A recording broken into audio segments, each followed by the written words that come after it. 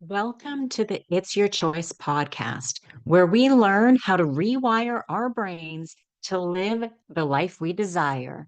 On with the show. Welcome, Trista. I'm so glad that you're here joining us today. Thank you, Sally. It's my pleasure. I'm excited to be here. So, we hear a lot of talk and conversations of I'm stuck or Mm. you need to get unstuck. But what exactly is stuckness? Well, that's a good question because that's why I started coaching basically women in their 40s and 50s. And this resonated like everybody, all these people were coming to me and saying, I feel stuck. And, it varies from person to person depending on their situation. But what I'm finding is the women I work with have sort of done it. They've had the kids, they've been married, they've had the career, and they sort of reached a point in their lives where they want something different. They want to make a change, but a lot of times they don't know what that is. So they get stuck, trying to figure that out, and I don't know. There's a lot of fear, right? They sort of have some dreams, some ideas, but for so long they've sort of pushed it down, pushed it away, ignored it, sort of just disregarded it. Or, there's just some confusion about what might be possible. I think we're sort of taught or we're not encouraged to sort of think outside the box, think bigger. And then, we find people just sort of getting stuck in doubt, confusion, overwhelm, fear, I don't know. And they just, can continue to have the same thought loops and the same patterns, right? And they have the same beliefs and the same habits.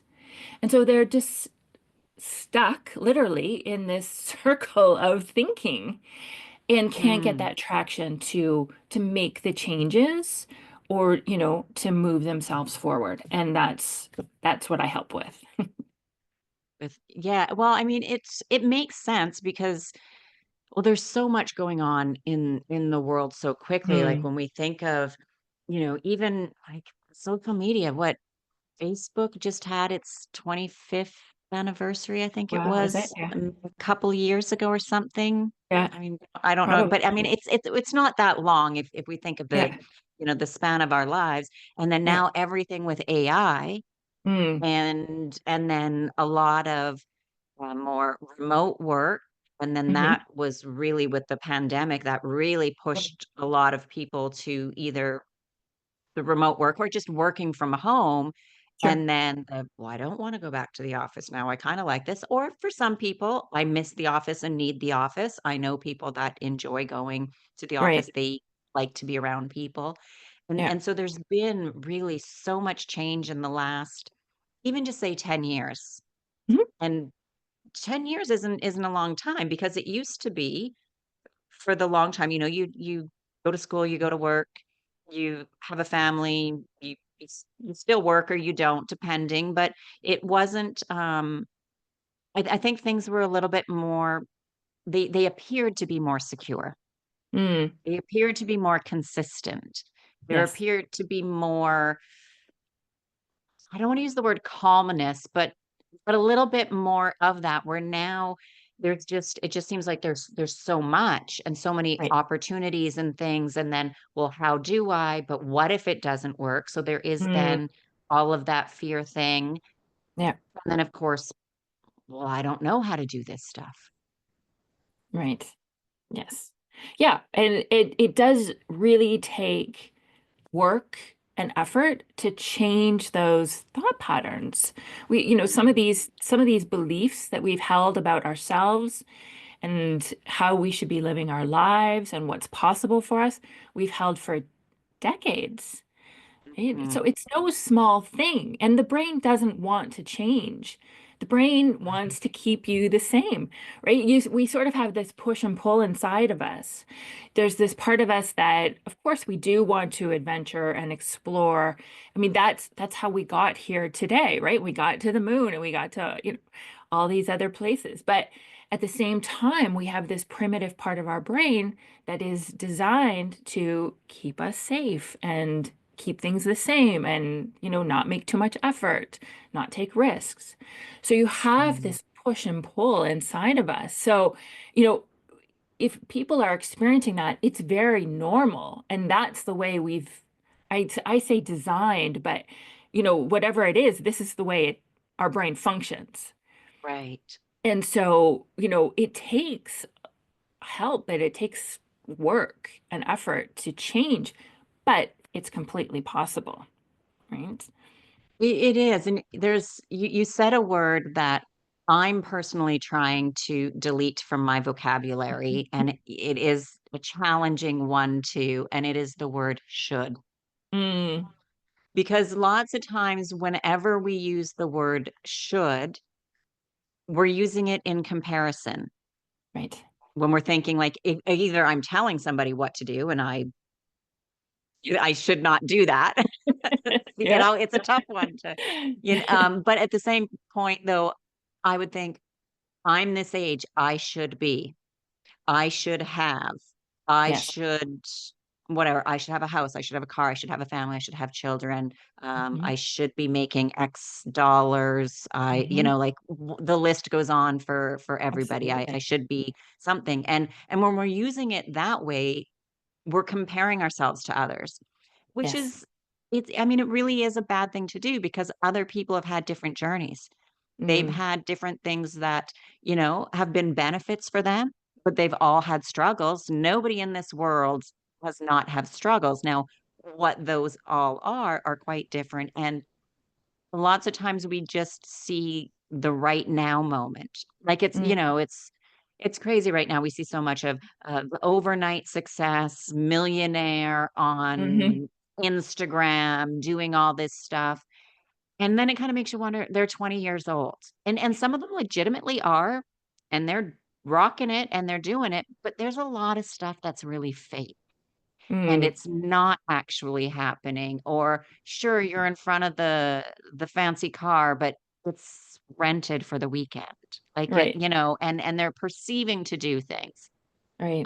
And then that's a bad thing for us to be comparing because if we see that and we think, well, I should be then at 40 something years old when these people are doing that. Mm, And some of those things aren't real. And then it's just not good for us to think because we've had our life and the first 20 years, if we go back to even how long Facebook has been around, Facebook wasn't even around then.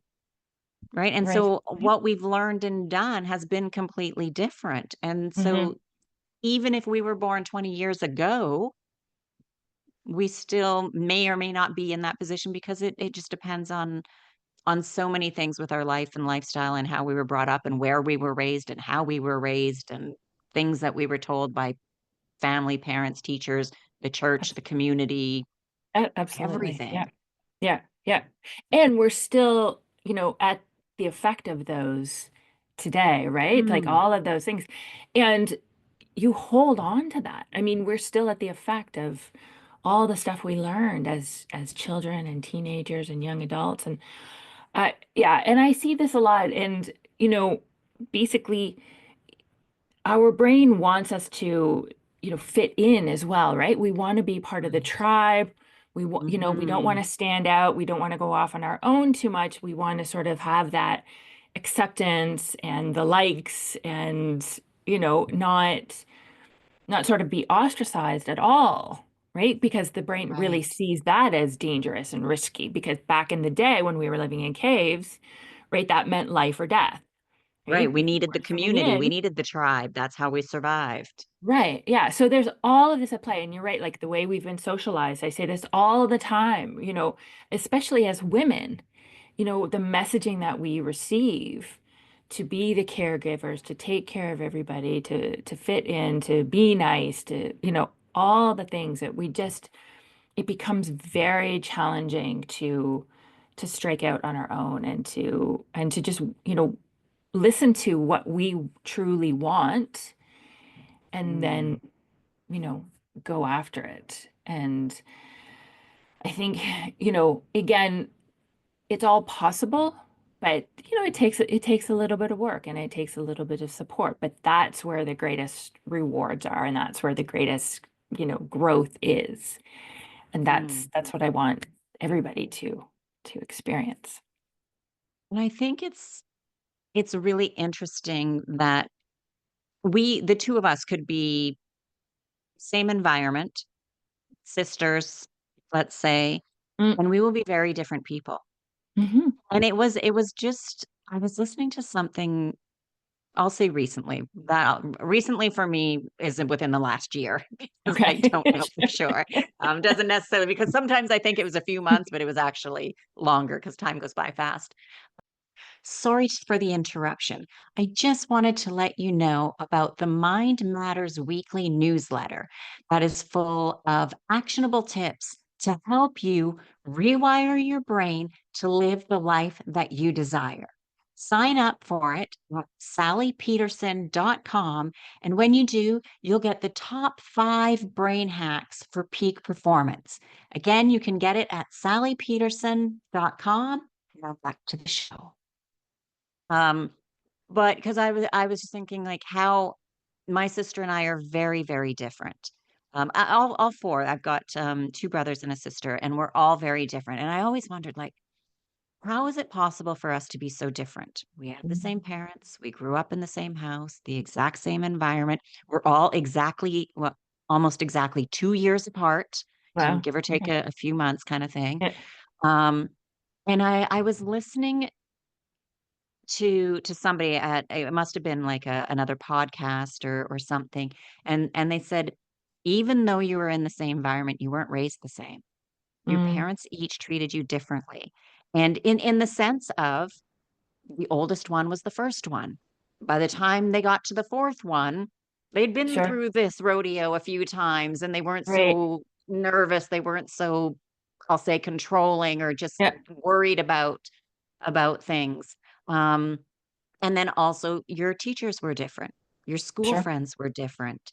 Yeah. What was going on in your parents' lives were different. So how Mm, they were stress wise dealing with things, whether it was business stuff, loss of other family members, everything like that. yeah. So even though we were technically in the same environment, we were all raised differently. And then, of Mm, course, our response to that thing. So my father died when I was 4. No, mm, I was 6. Sorry, I was 6. My younger brother was 4. I was 6, then 8 and 10. So my sister's response and reaction to that feeling is different because she was a sure. 10-year-old. My Right. brother had an 8-year-old, me at Yeah. a 6-year-old. And so, and then that's when I realized, like, wow, even though we can be in the same environment at different ages or stages of our life and our parents' life, things are different for us and resonate different for Yep. us. And that's how we can be so different. Right, right. And I think you also see that too, like probably if you talk to your brothers and sisters, like, remembering a certain event or something where you were all present, right? And everybody would have different memories and different, thoughts Yes. about it. And I think, your brain is sort of focused on different information, right? And processing it Mm, differently and that. So yeah, it's fascinating what happens, but we're not necessarily aware of all of this. And you know, I get a lot of clients coming and feeling like, they're doing things wrong, they're not good enough. There's just something intrinsically wrong with them, and everybody else is okay and figured it out and, doing it right, but they're right. not. And I'm like, you know what? And I had all these women coming to me, and I was, as well, like participating in other group coaching sessions and listening to, and the theme was, common across all of these calls. And we can't all be wrong. We just can't, right? Like we're just not. Like it's just not possible. Every single woman on the planet is not wrong. Like there's not something wrong Right. with you. But I think, this is really a product of the way our brain functions, the environment that we grew up in. our, caregivers, parents, and then, like you said, like the media, education, culture, all this, and we're still at the effect of that as well. But we don't realize how much of an impact all of that has had on us. And I think, that's always one of the first things I tell people, because I want to take that pressure off. You're like this way for a reason, but it's not because there's something wrong with you or you're doing something wrong. And it's not fatal, it's not terminal. You can learn, you can grow, you can change, right? We know that the brain can change. You can keep learning. Right. Hmm. So, you know, don't get stuck in that thinking that, Right. And yeah.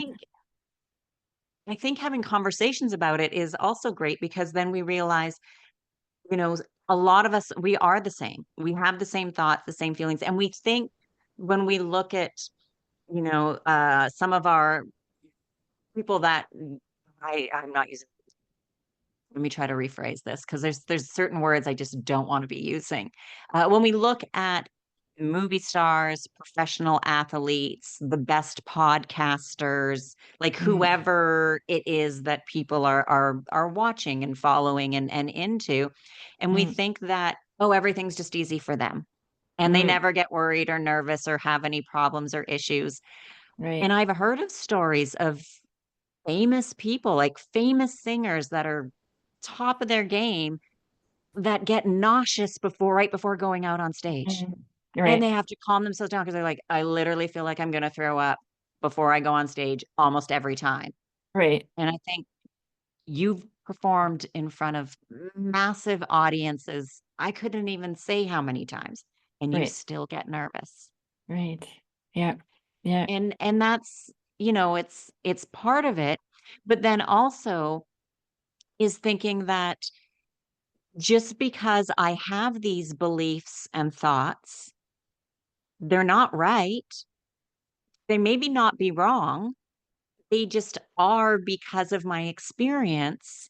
And when we have conversations with others, but I like to have conversations, not with everybody, because some people you just can't, of politics and religion, because those are the ones that Mhm, are most intense. But and asking people like, why do you believe this? Why do mm, you think this? And I know right away if I can have a conversation because they're like, because it's right, because it's true. And I'm like, okay, I can't have a conversation with you. But then there's people that say, well, because, and then whatever their reason. right. And I could think sometimes like that's a ridiculous, crazy reason because I don't believe or think that. And well, and why do you believe that? Or sometimes it's like, because this was my experience. I'm like, oh, totally makes sense why you believe that. Yes, I'm yes. not trying to change your mind. You're not going to change my mind. We can agree to Mm, disagree because I've had conversations where I've said, I've had that experience. Absolutely would believe exactly what you believe. mm, I can understand that. But this was my experience. And so because of it, I have this belief and I'm not going to change it because this was my experience. And I mm, think when we can realize and have and be open to those conversations, then we realize more our thoughts and beliefs are just kind of made up in our mind from what we've been told or what we experience. And it yes, doesn't mean that they're right. Again, it right. doesn't mean they're wrong, but then that way we can go, well, wait a minute, just because that's what I think, because of this situation or this conversation or this experience or whatever. Well, how about I go and change that belief and thought and have different conversations, try different experiences, or speak to people who have had different experiences. So Hmm. then I can be like, oh, yeah, I'm not going to believe that anymore. I'm Yep, changing it. yep. Easier said than done because it's Sure. not just going to change one But conversation, but it's a start. yeah, yeah. And I think that is really important when it comes to our self-concept, what we believe about ourselves, what we believe about our past, and what we believe about what's possible for our future and who we can become and what we can create. Because yes, like the brain will pull in all this information and interpret it, and even like the memories, they say, right? Like every time you pull up a memory, it changes slightly, your brain is filling in information. So you're right, like all of these thoughts, all of these beliefs, habits, like they're not necessarily true. And the way I like to filter it is, is it helpful? Is it helpful? Do I want to keep Right. it? And, if not, then let's change it, because you will, like, the brain gives us what, like 60,000 thoughts per day, Yeah, it's and crazy. most of them are repeats of what we thought yesterday and the day before that and the day before that. So, most of it's unconscious. We're not, we're just dragging all of this with us. And we Mm, we don't take the time to stop and say, okay, what are these, beliefs that I have, or the habits, or the values, the story that I'm telling, about myself, about my past, and about what's possible. And that's especially key, because, when we are filtering, or, projecting onto the future, what happened to us in the past, or how we did, or what we experienced, then that can be extremely, it's limiting, and it's just mm, it's just not helpful. So taking the time to filter that, and just to take a look at, what you want to keep and what you want to let go of. right. And I think I think part is so Simon Sinek has always said like to find your why, like why you want Mm, to do something to move forward to, the life that you want to have and that yeah. helps you. And I absolutely believe that. I think it's great. But I also then say find your why you believe what you believe. Mm, Like to go back, as kind of said, to go back and think like why do I think bad things always happen to me? Why do I mm, think this negative thing? Why do I think I'm too too big? My weight is too much, or why do I think I'm too short? Or why do I right. think I'm not smart enough? And Mm, sometimes it could have been like not smart enough because yeah, I did bad on a silly test when I or some was teacher 8 years said old, or something I to failed a you, or class yeah, and got a like whatever it was. And then when we think about that, it's like, and that's why I think like I'm stupid because I did that. But really, I know so much more now. And as a kid, I didn't care about that class. I wasn't interested. I didn't even like that teacher. The teacher yeah, didn't like me. yeah, And and let it go. yeah, And then once we realize kind of why we believe those things, then it becomes easier to let them go. But we have to take that time right, to sit and to think and to reason and know that our memory does mess with us. It right. generally makes bad times seem worse Mm, and good times seem better. right. Yeah. Yeah. No, and I think it is important to take a look at the why. I caution people not to get stuck there, though. Like, don't, Mhm. let's not, I'm gonna say micro, like, sort of, micro analyze it to death, right? But yeah, Right. you do sort of want it to make sense to you, and then to find that, because yes, maybe some teacher said something to you, or your mother said something to you, or you, yeah, had that experience with the test or whatever. Um, and just to understand, like, it is done. It doesn't mean anything about you other than what you make it mean. And it doesn't have to mean Mhm. anything about what is possible or what you're capable of in the future, right? And just, you can shift that story, you can change it, or, let it go, but just, what, like, I figured it out, I've moved on, it made me who I am today, whatever that is, just to And then shift to it, let let it it go, go. to do it at yeah, as you said, to not stew on all the whys and the Right, everything like that, because obviously that's not gonna be beneficial. right. But there's sometimes we have to kinda take a look and think, like, "Why do I believe that? Mm, Why do I think that?" And to know that I'm gonna go through this in the process to see sure. and make fun of it. Realize why it's not true, or it doesn't even make Right, sense, exactly. Yes. Yes. or if you can, like, ask somebody and say, "Hey, I remember that this happened, and Mm, I felt really bad, or I like whatever. You were there. What do you remember this?" And they might remember it they're like, "What are you talking of about? It course, wasn't yeah. like that." Yeah. And then you Yeah. think, "Maybe I'm not remembering it right." Yes. Yes. No, you're absolutely right. Yeah. And that's really some of the foundational that work that you want to do when you want to start making a change, and, you know, creating something new, or, becoming that person that that you Mm. want to become. That's always for me the first step is just cleaning up. I call it baggage, but it's It just it's is. cleaning it up. Some of it emotionally, some of it mentally, Mhm. and then you can focus on where you are now and where you want to go. And that's really important work. Yeah. Right. And then we can start looking, envisioning our future. Because sometimes it's hard. Like I do meditating and sometimes Hmm. I'm doing great. I'm in a good, and then all of a sudden some stupid memory of like 20 years ago pops in my head and I'm just thinking, what, why? Where Yeah. did you come from? Go away.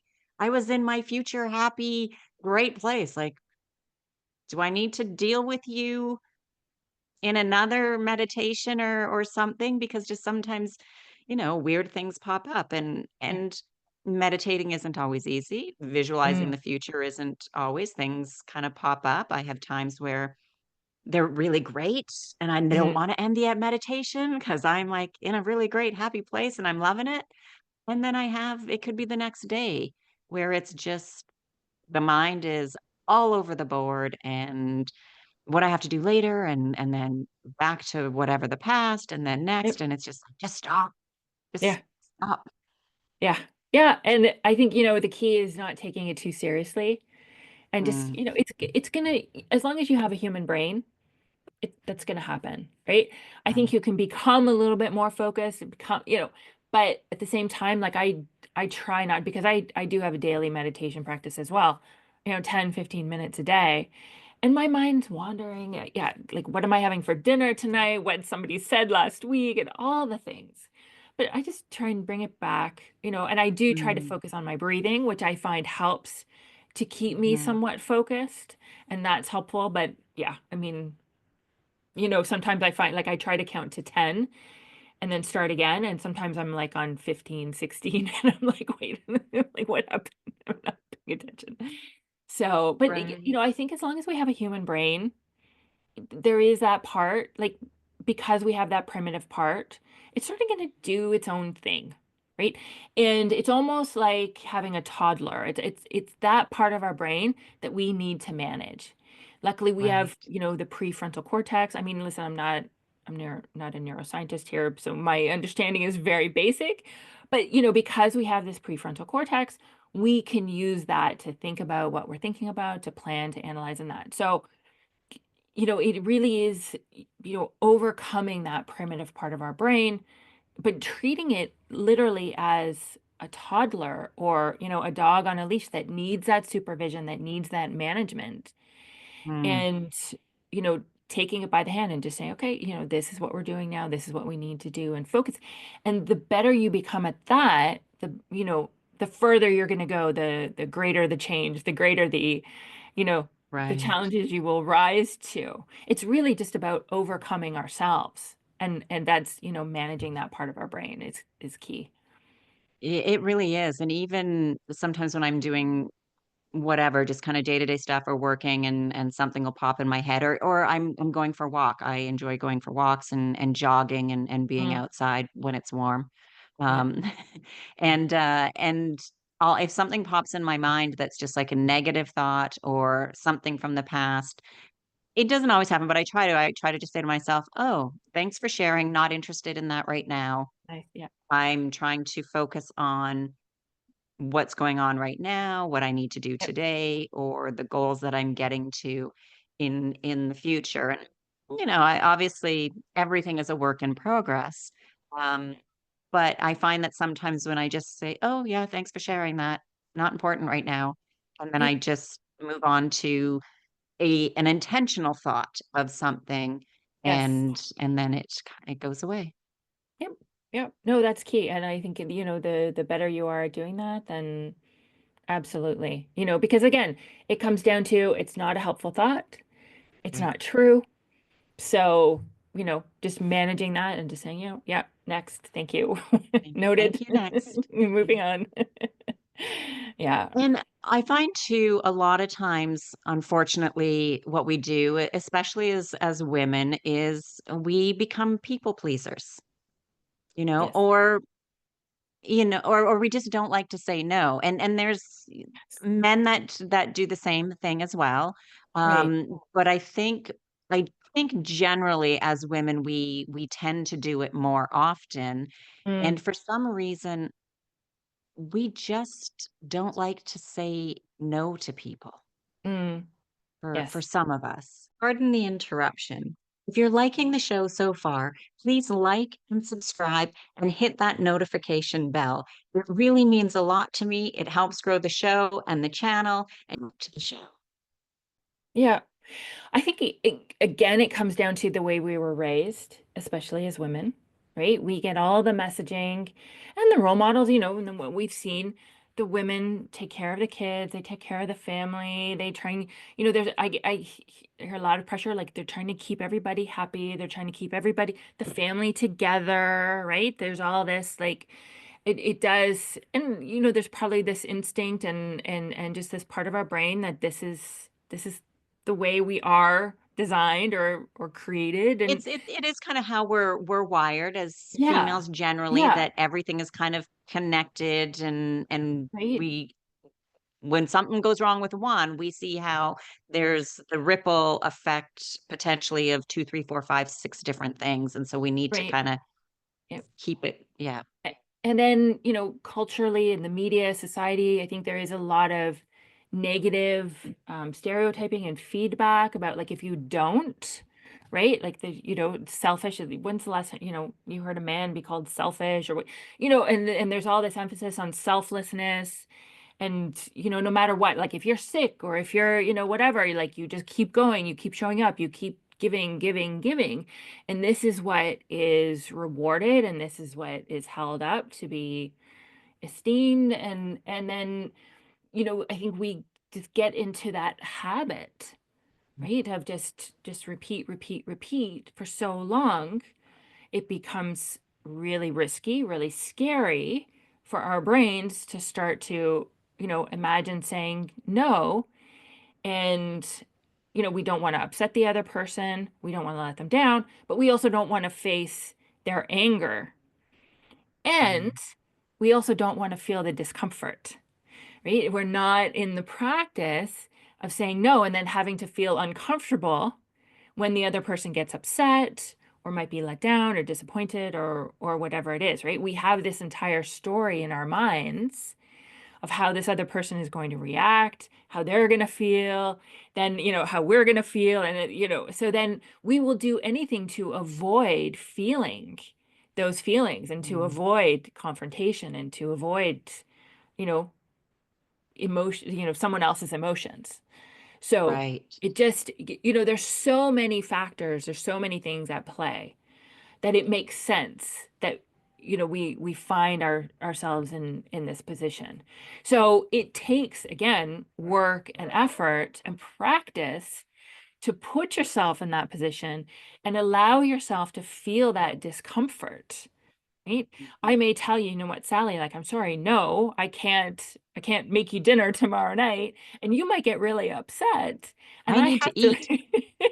I have to let you be upset, you know? Right. And that's really uncomfortable for me. And if you're not used to that, if Mm. you've never done that before, that can be really scary. Your brain is seeing that as a threat, right? Like that's a problem. And so your brain will push you to avoid being in that position. Right. Mhm. I mean, I completely understand it, but it's something people need to just do, and to get comfortable with being uncomfortable, because Yes. there's situations like that. There's uncomfortable situations at work when Yep. things happen in our personal lives, when you travel, like uncomfortableness makes us grow, Right. and that's what makes us learn and become better people. And I say in a way to people that I'm selfish. I'm like, "I'm selfish. I look Mm, out for me." But I'm selfish in a way, but it's not narcissistic. And I think right. people think that if somebody's selfish, they're a narcissist, which are Right. completely different things. And we need to be selfish because there are times when we have to think of ourself first. And where some people get upset with me is, I say I'm the most important person in my life. I have a daughter, but I'm more important than she is. And they'd be like, Mm. you no, your kids are the most important thing in your life. I'm like, Right. no, actually, they're not. Yeah. Because if I'm not doing well, how am I a good parent? Right. And she's an adult now, so we survived it. It's all good. Right. Um, but then and then again for families, I see each one like this, each spouse, the husband and the wife, each one of them are individually to themselves the most important person. And then together as a couple is second most important. Sure. And then the children are third. Mm, And the reason behind that is me as a woman, if I'm not doing good, am I being a good spouse? Am I being a good parent? And then, of course, am I a good sister? Am I a good aunt? Am I like the list goes on from there? yeah. Yeah. And then if I'm doing good, great. Now I need to make sure my spouse and I are doing good. Mm, Because if we're not doing good, we're not good parents for our children. We're not showing them good things. We're not showing them what good family values and everything else is and how family life should be. Because if we're arguing and talking bad about each other, then kids are, oh, that's how you treat your spouse. That's normal. yeah. And Yeah. it's not, because then as good solid couple, they're more likely to stay together, be great Sure. parents, and then the whole family structure is better and stronger. And it starts with each one of them individually being It does. well, then a couple, then the family. Absolutely. I always say, like, your relationship with yourself is the most important relationship you will ever have. It's your longest relationship, but yes, it is for me the foundation of Mm. everything, everything you want to create, everything you want to become. And it does like it impacts all of your relationships, how you show up in the world, like everything that you do, everything that you want to create. If you don't have that, like if you can't, if you don't love yourself, if you don't even like yourself, I'm still like working with clients that they've never even asked that question. They've never really thought about it. Like, do you like yourself? And then when they think about it, they say no. And I'm like, okay, well, that's the work that we have to do because that will have a ripple effect to Absolutely. everything else in your life, Mhm. right? You'll be a completely different person. And that's when, especially too, then you become better at not people pleasing, at setting boundaries, at setting goals for yourself, and imagining a bigger future and all the possibilities. But yes, definitely like your relationships, it's one of the key areas that your relationship with yourself will impact for sure. Yeah, and it impacts everything. Family, like I used the family as an example, but it's Mm, still your friends. How good of friend relationships do you have yep, if you're not doing well on many levels, or in relationships with your extended family, if you've got sisters or yep, brothers or aunts or parents and yep, coworkers, like it is that full ripple effect. So we yep. need to make sure that we're good. Like I say I'm selfish, but I love helping my friends. Anytime that I Mm, can help and do stuff, like I definitely enjoy doing it. It's not always possible, and I've also had times with family that I've had to say, no, yeah. you stop messaging me, do not contact me Mm, until you resolve what your issue is, because you cannot be dragging me into it. It is not good for my mental health. I yep, need to look out for me, and until that happens, I can't do yep. this. Yep. Yep. No, that's really important. And it's that whole idea of self-care, right? I think, Right. it's kind of a term that's sort of been, I don't know, one, but it is self-care that you are taking care of yourself and that Hmm.